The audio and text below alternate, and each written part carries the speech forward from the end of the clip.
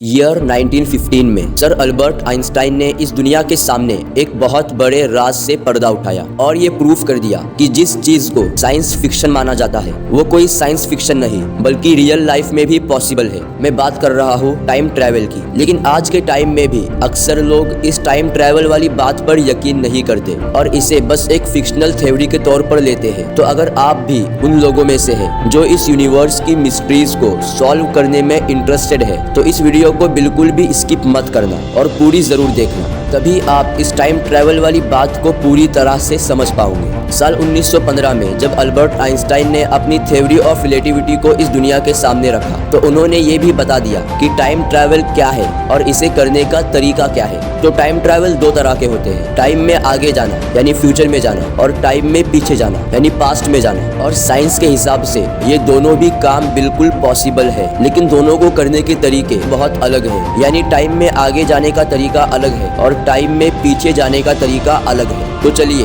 दोनों को एक एक करके समझने की कोशिश करते हैं। पहले हम बात करते हैं टाइम में आगे जाने की।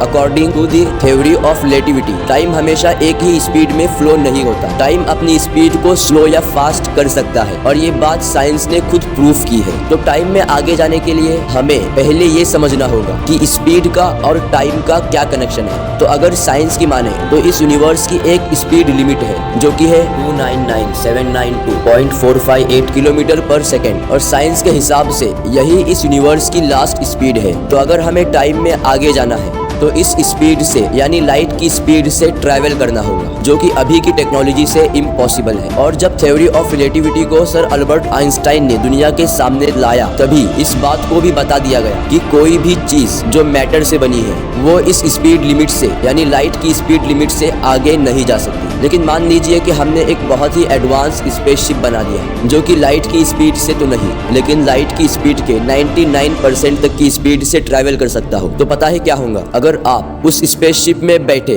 और लाइट की स्पीड के 99% तक की स्पीड तक पहुंच गए और आपने उसी स्पीड से 3 दिन स्पेस में ट्रैवल किया तो आपके लिए तो सिर्फ 3 दिन ही गुजरे होंगे। लेकिन जब आप वापस स्पेसशिप से बाहर आओगे तो आपको पता चलेगा कि 50 साल बीत चुके हैं और स्पेसशिप की बाहर की दुनिया के लिए आप 50 सालों से स्पेसशिप में थे। और ऐसा इसलिए होगा क्योंकि आप जिस स्पीड से ट्रैवल कर रहे थे वो स्पीड टाइम की स्पीड से भी ज्यादा फास्ट होगी। इसलिए आपके लिए टाइम स्लो हो जाएगा और आपके लिए जो 3 दिन होंगे वो बाहर की दुनिया के लिए 50 साल होंगे और आप 3 दिन के एक्सपीरियंस में 50 साल आगे पहुंच जाओगे। ये तो बात हो गई टाइम में आगे जाने की। अब हम बात करते हैं कि टाइम में पीछे जाने का तरीका क्या है। तो इसका सिर्फ एक ही तरीका है जिसे वार्म होल कहते हैं। वार्म होल एक तरह का पैसेज होता है जिससे अलग अलग टाइम में और मल्टीवर्स में यानी अलग अलग यूनिवर्स में भी ट्रैवल किया जा सकता है। और ये हमारे बीच ही मौजूद होते हैं लेकिन ये क्वांटम लेवल पर होते हैं यानी एटम से भी छोटे लेवल पर। और हमारी टेक्नोलॉजी इतनी एडवांस नहीं है कि उन पर कंट्रोल कर सके या उन्हें बड़ा कर सके। लेकिन साइंस के हिसाब से टाइम में पीछे जाने का यही